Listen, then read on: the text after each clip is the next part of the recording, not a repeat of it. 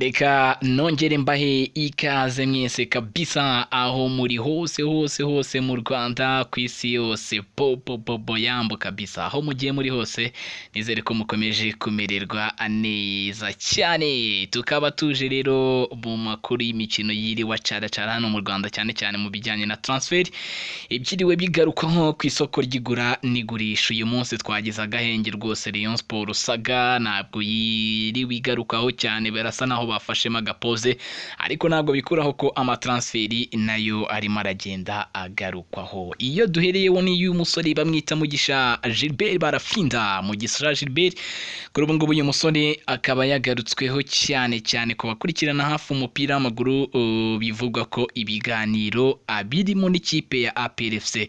Uyu nguyu ashobora kuba umwe mu basore ba nyuma iyi kipe ya APR ishobora gusinyisha. Ni ikipe yubatse, ni ikipe isanga nk'abakinnyi bakomeye ariko biravugwa ko uyu musore yaganiriye n'ikipe ya APR ibiganiro rwose binameze neza cyane. Uyu nguyu umunsi dushobora kumubona mu mabara y'umukara n'umweru ntimuzavuge ngo sinababwiye. Ibiganiro byarabaye rwose hagati y'uyu musore ku makuru atugeraho rwose adusumira nuko iyi kipe yaba yaraganirije uyu musore.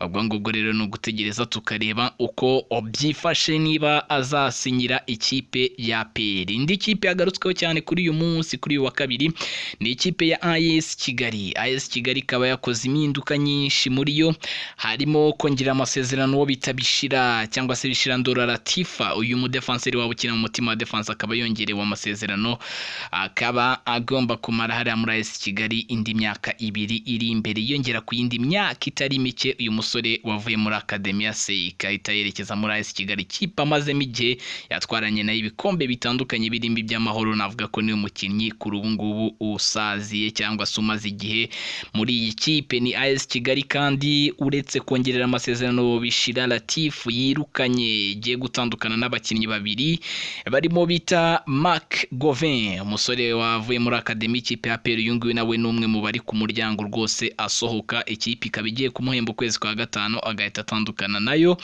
Ntabwo ari we wenyine uyu Marc Govin, ahubwo hari n'uwitwa Patrick